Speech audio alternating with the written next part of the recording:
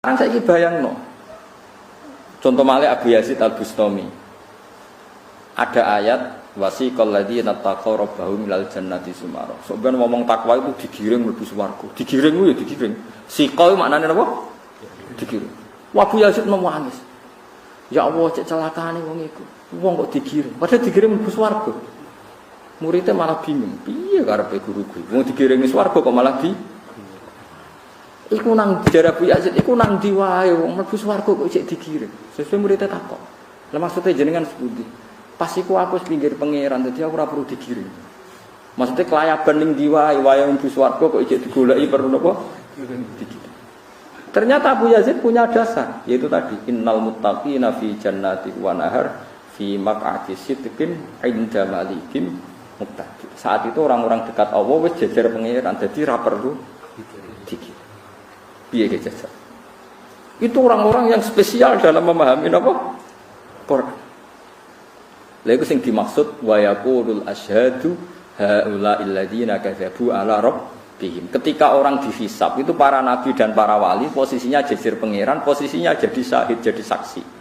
Saiki sampean tak bedheki, saksi itu ikut diaudit apa ndak? Saksi itu ikut dihisab ndak? Ndak, masa saksi. Jadi mau ngasih setok. Bener Mustafa iku matem mat. Ya Nabi Allah, bener Mustafa matem nggih Gusti. Iki bener matem nggih. Mosok saksine dhewe. Nah, orang-orang seperti ini tentu enggak ngalami wasiko digiring. Saat itu yang kelas-kelas saksi sudah innal muttaqina fi jannati wa nahar fi maq'ati sidqin inda malikin. Nah begitu juga seterusnya. Ada cerita orang kalau mau masuk surga itu melewati Shiratal Mustaqim. Jarene iku cilike koyo rambut dibagi pitu, landhepe koyo pedang. Wis mesti cebloke. Ya ada sing ngalami ngono. Itu waqiah. Tapi ana sing langsung sak kedepan tok. Macam-macam. Artinya setiap teks hadis itu pasti konteksnya berbeda-beda, subjeknya juga berbeda-beda. Kadang yang berbeda-beda itu waqiatul hal. Kadang bisa dikias, bisa apa? Dikias. Mulane kula suwun sing biasa maca buku terjemahan niku nak fatwa niku ngenteni dawuh ulama, karena ulama sing roh jlimete wau ma'anil Quran.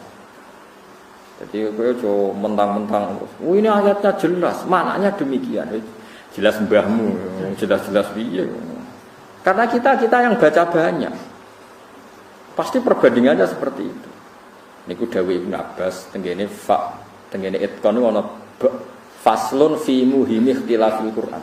Nek sampean kurang tahqiq delok faslun fi muhimi ikhtilafil Quran. Jadi fasal khusus nerangno beberapa ayat yang kesannya maknanya berbeda-beda. Ya ada ayat yang kayak la ikraha fiddin. Jadi ayate wong jil, wong Islam apa? Liberal. Ana ayat fatul musyrikin spesialis milik orang ekstremis. Macam-macam. Lah ya ora ono Quran kok ayat iki wae iki mboten tadi. Memang konteksnya berbeda-beda.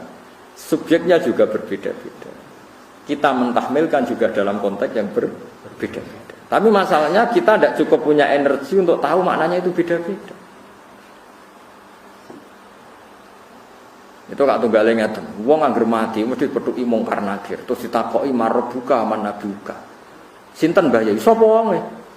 Lah anak Kanjeng Nabi kapundhut terus ditakoki wa man nabiuka jawabe sepundi.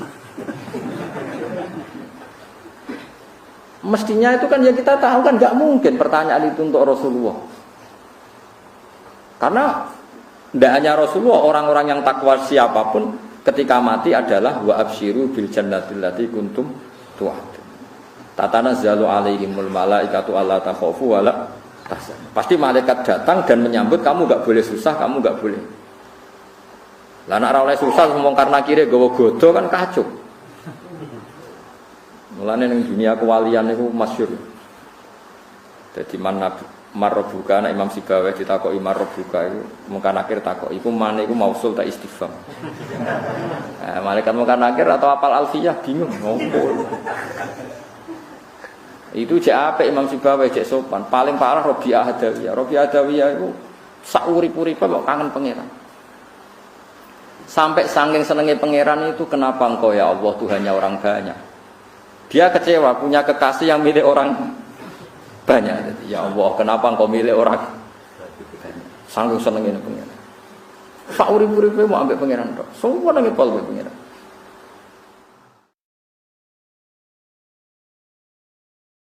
Bareng ngono ambek malaikat mungkar takoki, "Marbu, pangeranmu iku sapa?" Nangis.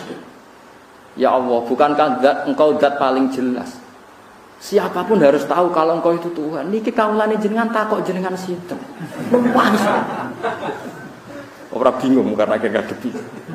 Ya Allah, saya itu tidak pernah mengira di dunia itu ada orang yang masih mempertanyakan Tuhan itu siapa. Bukankah engkau yang adharu min kulli dzahir, engkau itu zat paling jelas. Niki kok saya tangkap jenengan niku sinten. Nangis. Ke wani jawab. Karena malah dihanjuti oleh malaikat. Itu orang-orang seperti ini tuh syuurnya sudah beda. Rasanya muamalahnya dengan Tuhan itu sudah beda. Ini orang-orang yang cara maknani Quran sudah pakai ahwal. Makanya ulama mengatakan ini sudah pakai ahwal. Kalau pakai ahwal ya debatnya ya lucu. Ibnu Abbas itu kalau tawaf Ka'bah itu dia hanya menyium Hajar Aswad. Alasannya saya menyaksikan Nabi tiap tawaf hanya mencium Hajar Aswad. Jadi kotak yang 4 itu kan ada rukun Iraqi, rukun Syami, rukun Yamani, yang dicium hanya Hajar Aswad. Kalau Ibnu Umar semua rukun itu dicium. Terus ketika ditanya Ibnu Abbas, kenapa kamu mencium semua rukun? Jawabnya, lam yakun minal baiti mahjuro. Enggak boleh dong sama-sama baitullah terus mahjuro dibiarkan begitu saja tanpa penghormatan khusus. Terus dari Ibnu Abbas, tapi saya melihat Nabi hanya mencium yang ini. Ya wis, waktu nek Ka'bah liyane ra ono gunane, anggap ae ra penting. Ya ora ngono, yang ini kan enggak ada selesainya. Cara pandang Ibnu Abbas dan siapa? Ibnu. Ya seperti itu. Ada lagi ulama yang cara tawaf itu mesti mundur 1 meter. Ini kalau peringat nombek konco-konco sing badhe haji napa badhe umroh. Kena kepengen tawaf mesti sah. Iku menjauhi Ka'bah minimal 1 meter. Itu mujma' alaih sah menurut ulama seluruh dunia. Qadiman wa hadisan, mulai zaman dulu sampai napa sekarang. Karena secara riwayat Ka'bah itu dibangun itu sudah agak berkurang sedikit dari bentuk aslinya zaman Qawaidin Qaib. Sehingga kalau yang tawaf mepet Ka'bah ditakutkan dia bukan tawaf ngitari Ka'bah tapi dia tawaf dalam Ka'bah. Mulane nek hasil ulama mesti nak tawaf mundur ke Ka'bah. Hasil wong awam seneng parek Ka'bah wis ra sambung. Ya, tapi kowe ngomong ini ki mari fitnah, tapi ra mbok omong iki ilmu harus kita diskusikan. Sing darani tawaf kan ngubungi Ka'bah. Mulane nang Fathul Mu'in dirangno aja geman mepet-mepet Ka'bah, apa meneh nganti nginjek pondasi Ka'bah. Iku jenenge ora tawaf ngubungi Ka'bah, tapi tawaf di dalam Ka'bah. Mulane pemerintahan Arab Saudi tak anggap pinter. Hijir Ismail sing sisi kanan itu ditutup. Kuatire kok wong tawaf blusek mlebu hijir Ismail. Nak mlebu hijir Ismail kan otomatis tawafe gak sah, mergo tawaf di dalam Ka'bah. Mulane sisi sing ko Hajar Aswad kan ditutup. Sehingga kalau kita ingin mlebu hijir Ismail ya dari pintu masuk ya pintu napa keluar. Niku perhitungannya ya seperti tadi. Yes ngoten kon kenjimeten ulama. Akhirnya Imam Malik didhawuhi ngoten mbek Imam Syafi'i, Imam Malik duka. Ya Syafi'i kowe ora usah ngomong ngono. Ka'bah ora usah dirubah, wis bae. Tapi niku riyen bangunane ngeten, cara tarikh ngeten-ngeten, sekebek. Lah mungkin ati yang awam tawafe rasa mergo mepet Ka'bah. Ya ben ana bedane wong alim mbek wong awam. Jadi Imam Malik enteng ya ben ana bedane wong alim mbek. Dadi kula bolak-balik tawaf ning Ka'bah tak titeni. Kula ora tawafi Habib alim sak donya, sampai wong alim terkenal. Tak tawafi standar, mesti mepet Ka'bah terus mundur sak meter terus nembe tawaf. Yo gayane padha ra jajian, padahal ya saling ndak kenal. Ya kula melok gaya alim akhire wong katut-katut. Tapi kira usah kecangkeman sok suci darani sing mepet Ka'bah rasa. Wong pangeran ku luwih apik timbang kowe. Nah pangeran darani sah kabeh apa? Wong pangeran Rahman apa? Ya wis keben. Bener Imam Malik ya kepen ora roh ya sawae sapi ora roh. Tapi nak kowe ya rasa roh orang lakoni.